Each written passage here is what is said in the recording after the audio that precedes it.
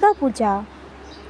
দুর্গাপূজা বাঙালির আবেগের একটি উৎসব। দুর্গাপূজা হিন্দুদের কাছে খুবই একটা জনপ্রিয় উৎসব। দুর্গাপূজা শুধু পূজা নয়, বাঙালির আবেগ, বাঙালির ভালোবাসার একটি উৎসব, যাতে ধর্ম বর্ণ নির্বিশেষে আমরা চলতে পারি। দুর্গাপুজোতে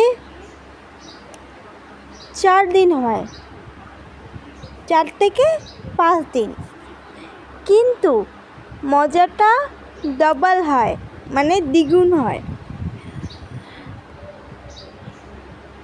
আমরা ফ্যাশনেবল ড্রেস পরি, পোশাক পরি, ঘুরতে যাই, খাওয়া দাওয়া করি, প্রচণ্ড মজা করি। কিন্তু এই যে আমাদের বাড়ির যে দশভুজা মা দুর্গা রয়েছে, 10 হাতে যে বাড়ি ঘরদোর সামলায়,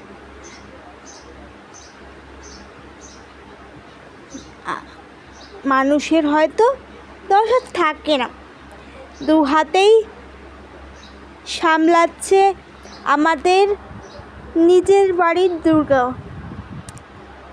মানে আমার, তোমার, সবার প্রিয় জননী মা।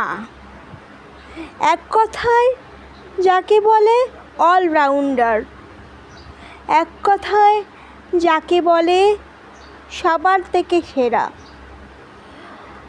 আমার মাও কম যান না, বাড়ি দোকান সব সামলিয়ে আমার, তোমার, সবার প্রিয় খাবারগুলো রান্না করে।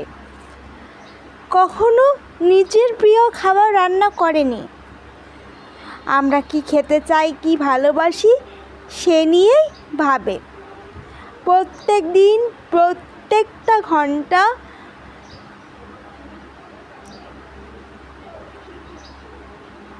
দিনে আমি কি খাবো, কি করব, কি পরবো, সেটা নিয়েই ভাবতে থাকেন।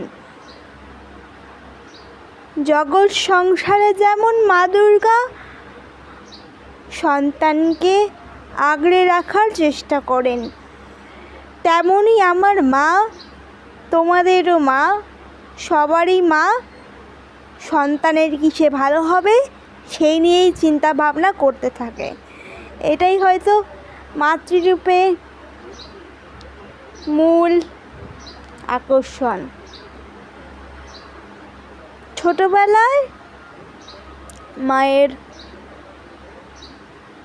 কোলে মাথা রেখে সবাই ঘুমিয়েছো, কিন্তু কজন পারে মাকে ভালো রাখতে, বাবা মাকে ভালো রাখতে?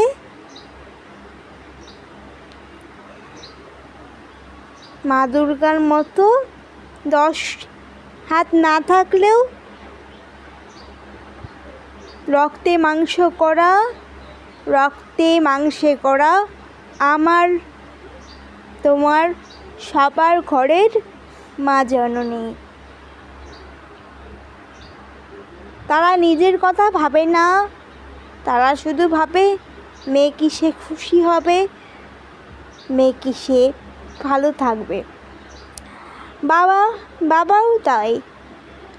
রোদ, ঝড়, বৃষ্টি হলে মাথার উপর ছাতার মতো এই দুটো মানুষ আমাদের আগলে রাখেন, আমরাই বুঝি না। আমার মা দশভুজা না হলেও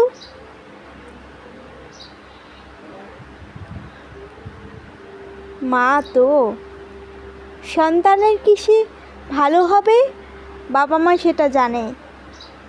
আমরা যত ঝগড়াঝাটি করি, যতই কটু কথা বলি, সন্তানকে তারা ফেলে দেয় না, তারা আগলে রাখেন, ভালোবাসেন, মাথার ওপর ছাতার মতো, কেউ বা পায়ের জুতোটা বাঁধতে পারেন না। তখন বাবা মার প্রয়োজন পড়েই।